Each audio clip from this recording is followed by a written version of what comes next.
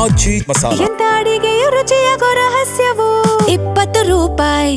August 3ರಿಂದ ಮುಖ್ಯಸ್ಥರ ಅನುಮತಿಯನ್ನು ಪಡೆಯದೆ ದುರುದ್ದೇಶದಿಂದ ಮಹೇಶ್ ಅವರು ರಜೆಯನ್ನ ಹಾಕಿಬಿಟ್ಟಿದ್ದಾರೆ. ಯಾರಿಗೂ ಸಿಗ್ತಾ ಇಲ್ಲ.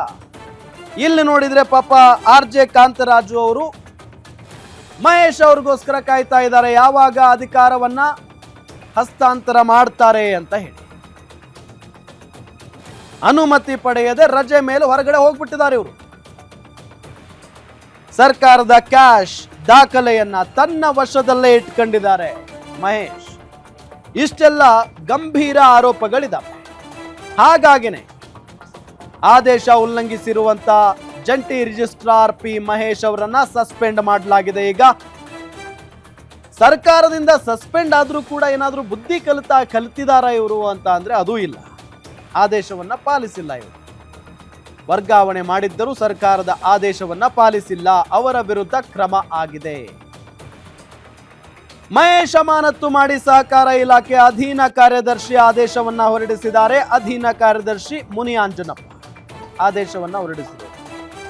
ಆಗಸ್ಟ್ 10ರಿಂದ ಜಾರಿಯಾಗುವಂತೆ ಮುಂದಿನ ಆದೇಶದವರೆಗೆ ಮಹೇಶ್ ಅವರನ್ನ ಸಸ್ಪೆಂಡ್ ಮಾಡಲಾಗಿದೆ.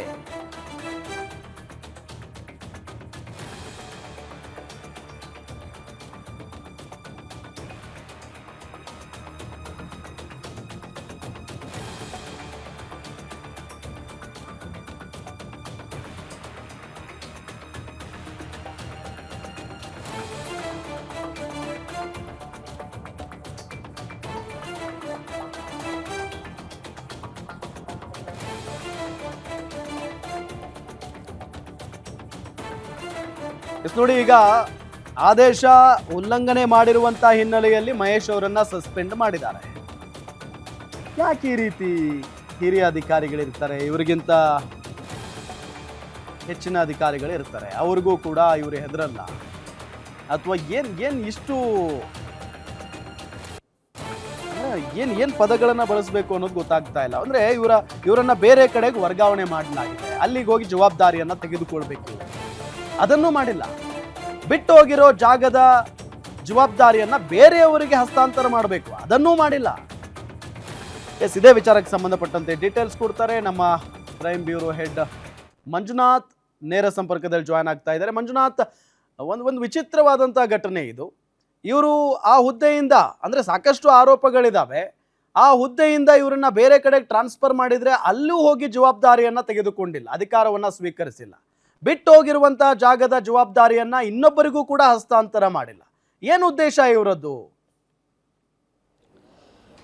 ಸರ್ಕಾರದ ಕೆಲಸ ದೇವ್ರ ಕೆಲಸ ಅಂತಾರೆ. ಎಲ್ಲಿಗೆ ವರ್ಗಾವಣೆ ಮಾಡ್ತಾರೋ ಅಲ್ಲಿ ಹೋಗಿ ಅವರು ಅಧಿಕಾರವನ್ನು ಸ್ವೀಕರಿಸಬೇಕು. ಜೊತೆಗೆ ಈ ಹುದ್ದೆಗೆ, ಅಂದರೆ ಈಗ ಮಹೇಶ್ ಕೆಲಸ ಮಾಡ್ತಕ್ಕಂಥ ಹುದ್ದೆಗೆ ಯಾರನ್ನಾದರೂ ಬೇರೆ ಅಧಿಕಾರಿಯನ್ನು ವರ್ಗಾವಣೆ ಮಾಡಿದಾಗ ಅವರಿಗೆ ಈ ತಾನು ನಿರ್ವಹಿಸ್ತಕ್ಕಂಥ ಜವಾಬ್ದಾರಿ ಏನೆಲ್ಲ ಮುಂದೆ ನಿರ್ವಹಿಸಬೇಕು ಅಂತಕ್ಕಂಥ ಒಂದು ಚಾರ್ಜನ್ನು ಕೊಡುವಂಥ ಕೆಲಸವನ್ನು ಮಾಡಬೇಕು. ಆದರೆ ಇಲ್ಲಿ ಪಿ ಮಹೇಶು ಏನು ಸಹಕಾರ ಸಂಘದ ಪಟ್ಟಣ ಬ್ಯಾಂಕ್ನಲ್ಲಿ ಜಂಟಿ ರಿಜಿಸ್ಟ್ರಾರ್ ಕೆಲಸ ಮಾಡ್ತಾಯಿದ್ರು. ಅಲ್ಲಿಂದ ಅವ್ರ ಮೇಲೆ ಸಾಕಷ್ಟು ಆರೋಪಗಳು ಬರ್ತವೆ. ಆರೋಪಗಳ ಹಿನ್ನೆಲೆಯಲ್ಲಿ ಸಹಕಾರ ಇಲಾಖೆ ಅವರನ್ನು ಬೇರೆ ಕಡೆ ವರ್ಗಾವಣೆ ಮಾಡ್ತಕ್ಕಂಥ ಕೆಲಸವನ್ನು ಮಾಡುತ್ತೆ. ಅದು ಏನು ಸಹಕಾರ ಕೃಷಿ ಹಾಗೂ ಗ್ರಾಮೀಣಾಭಿವೃದ್ಧಿ ಬ್ಯಾಂಕ್ನ ಒಬ್ಬ ಕಾರ್ಯದರ್ಶಿಯಾಗಿ ಅವರನ್ನು ನೇಮಕ ಮಾಡೋ ಮುಖಾಂತರ ವರ್ಗಾವಣೆಯನ್ನು ಮಾಡಿರ್ತಾರೆ. ಆದರೆ ಈ ಮೊದಲು ಆಗಿದ್ದಂಥ ಜಂಟಿ ರಿಜಿಸ್ಟರ್ ಹುದ್ದೆಯಿಂದ ಅವರಿಗೆ ಬಡ್ತಿ ಸಿಕ್ಕಿದ್ರು ಸಹ ಆತ ಯಾವುದೇ ಕಾರಣಕ್ಕೂ ಅಲ್ಲಿ ಹೋಗಿ ಅದನ್ನು ಚಾರ್ಜ್ ತೆಗೆದುಕೊಳ್ಳುವಂಥ ಕೆಲಸವನ್ನು ಸಹ ಮಾಡೋದಿಲ್ಲ.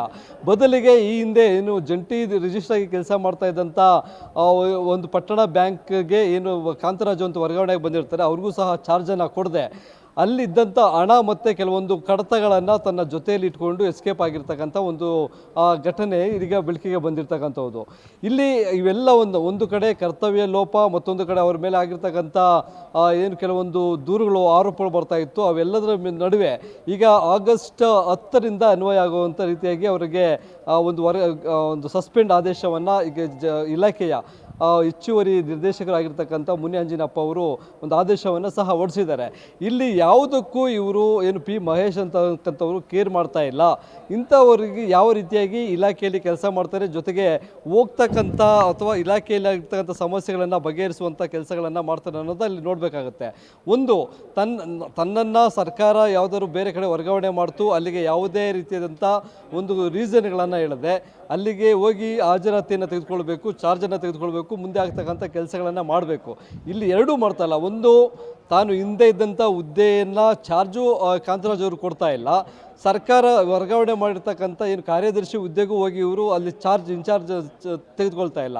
ಹೀಗಾಗಿ ತುಂಬ ಬೇಕಾಬಿಟ್ಟಿ ಬೇಜವಾಬ್ದಾರಿತನದಿಂದ ಈ ಒಬ್ಬ ಅಧಿಕಾರಿ ತನ್ನ ಒಂದು ಅಧಿಕಾರವನ್ನು ದುರ್ಬಳಕೆ ಮಾಡ್ಕೊಂಡಿರ್ತಕ್ಕಂಥದ್ದು. ಇಲ್ಲಿ ರಜಾ ಹಾಕಬೇಕು ಆಯಿತು, ಕಡ್ಡಾಯವಾಗಿ ರಜಾ ಹಾಕಬೇಕಾದ್ರೂ ಸಹ ಇಲಾಖೆಯ ಮುಖ್ಯಸ್ಥರ ಬಳಿ ಹೋಗಿ ಇಂತಿಂಥ ಯಾವುದಾದ್ರು ಒಂದು ರೀಸನ್ ಕೊಡಬೇಕು. ಆರೋಗ್ಯ ಸಮಸ್ಯೆ ಇದೆ ಅಥವಾ ಫ್ಯಾಮಿಲಿ ಸಮಸ್ಯೆ ಏನೋ ಬೇರೆ ಬೇರೆ ಏನು ಅವರಿಗೆ ಇರ್ತಕ್ಕಂಥ ರೀಸನ್ ಏನೋ ಇದ್ದರೆ ಅದನ್ನು ಕೊಟ್ಟು ರಜೆ ತೆಗೆದುಕೊಳ್ಬೇಕು. ಇಲ್ಲಿ ಯಾವುದೇ ರೀತಿಯಾದಂಥ ರಜೆನೂ ಹಾಕಿಲ್ಲ. ಜೊತೆಗೆ ಸರ್ಕಾರದ ಆದೇಶವನ್ನು ಸಹ ಪಾಲನೆ ಮಾಡದೆ ಕಾನೂನು ಉಲ್ಲಂಘನೆಯನ್ನು ಮಾಡಿರ್ತಕ್ಕಂಥದ್ದು ಬೆಳಕಿಗೆ ಬಂದಿದೆ. ಇನ್ನು ಈ ಒಂದು ಮಹೇಶ್ ಮೇಲೆ ಈ ಹಿಂದೆಯೂ ಸಹ ಸಾಕಷ್ಟು ಗಂಭೀರವಾದಂಥ ಆರೋಪಗಳಿದ್ದಾವೆ. 2023ರಲ್ಲಿ ರೈಲ್ವೆ ಇಲಾಖೆಯ ಒಂದು ಕೋಆಪರೇಟಿವ್ ಬ್ಯಾಂಕ್ ಏನಿದೆ ಅಲ್ಲಿ ಇವರು ಕೆಲಸ ಮಾಡ್ತಕ್ಕಂಥ ಸಂದರ್ಭದಲ್ಲಿ ಕೆಲವೊಂದು ಹುದ್ದೆಗಳನ್ನು ನೇಮಕಾತಿ ಮಾಡಿಕೊಳ್ಳೋದ್ರಲ್ಲೂ ಸಹ ಕಾನೂನು ಉಲ್ಲಂಘನೆ ಮಾಡಿರ್ತಕ್ಕಂಥ ಆರೋಪ ಇದರಲ್ಲಿದೆ. 21 ಹುದ್ದೆಗಳನ್ನು ನೇಮಕ ಮಾಡ್ಕೋಬೇಕಾದಂಥ ಸಂದರ್ಭದಲ್ಲಿ ಇವರದ್ದೇ ಯಾವುದೇ ಸರ್ಕಾರದ ಅಧಿಸೂಚನೆ ಇಲ್ಲ, ಜಾಬ್ಗೆ ಕಾಲ್ಫರ್ ಮಾಡಿಲ್ಲ ಅಂತಂದ್ರೆ ಇವರ ಕಚೇರಿಯಲ್ಲೇ ಉದ್ಯೋಗ ಇದೆ ಅಂತಕ್ಕಂಥ ನಿಟ್ಟಿನಲ್ಲಿ 21 ಜನರನ್ನು ಕರೆಸ್ಕೊಂಡು ಅಲ್ಲಿ ಸಭೆಯನ್ನು ಮಾಡಿರ್ತಕ್ಕಂಥದ್ದು. ಅವರಿಗೆ ಸರ್ಕಾರಿ ಕೆಲಸ ಅಂದರೆ ಸಹಕಾರ ಇಲಾಖೆಯ ಏನು ಪಟ್ಟಣ ಬ್ಯಾಂಕ್ಗಳಿರ್ಬೋದು ಅಥವಾ ಸಹಕಾರ ಕೃಷಿ ಮತ್ತು ಗ್ರಾಮೀಣಾಭಿವೃದ್ಧಿ ಬ್ಯಾಂಕ್ಗಳೇನಿದ್ದಾವೆ ಅಲ್ಲಿ ಕೆಲಸವನ್ನು ಕೊಡಿಸುವಂಥ ಅಂಶವನ್ನು ತೋರಿಸಿ ಅಲ್ಲಿ ಕರ್ತವ್ಯ ಲೋಪ ಎಸಗಿರತಕ್ಕಂಥದ್ದು ಸಹ ಇವರ ಮೇಲೆ ಗಂಭೀರವಾದಂಥ ಆರೋಪಗಳಿರ್ತಕ್ಕಂಥದ್ದು.